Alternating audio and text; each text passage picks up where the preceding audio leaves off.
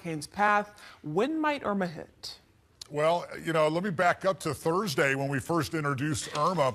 We said that we're really going to need about 4 or 5 days, and that's starting to unfold. As you mentioned, the models are getting into agreement. But when we showed you a model last Thursday, the European model and the U.S. model were 1,200 miles apart. The U.S. model up by the northeastern U.S. and the European down by Florida. Well, now they're pretty close, and I'll show you. This system right now is just as strong as Harvey was when it made landfall and devastated Rockport, Texas. The winds are the same at 130, and it's moving right over the northern islands of the Lesser Antilles. That's St. Kitts and Nevis. That's Antigua, Barbuda, Anguilla. In fact, might move right over that. Then it's the U.S. British Virgin Islands that have a watch. That'll go to a warning, as well as Puerto Rico. 6 to 9 foot storm surges, 10 inches of rain. Most of the heavy rain, I think, is going to stay over water. But here's just a little time plan with tropical storm force winds. Tuesday, Wednesday, Thursday, Turks and Caicos, Dominican Republic, Haiti, then Cuba, and possibly even extending into southern Florida. But let's run the National Hurricane Center track, and you'll get an idea. It hasn't really moved much. It's been trending south. And if you look at this, you think, well, my goodness, this is heading right into the Gulf of Mexico.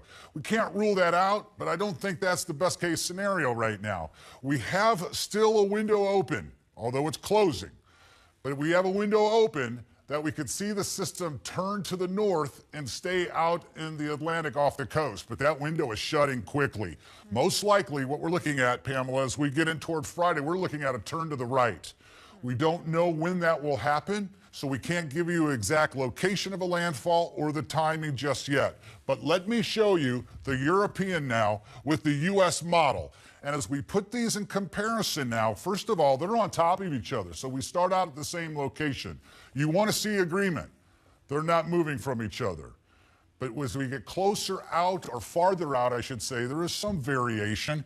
This is Sunday afternoon.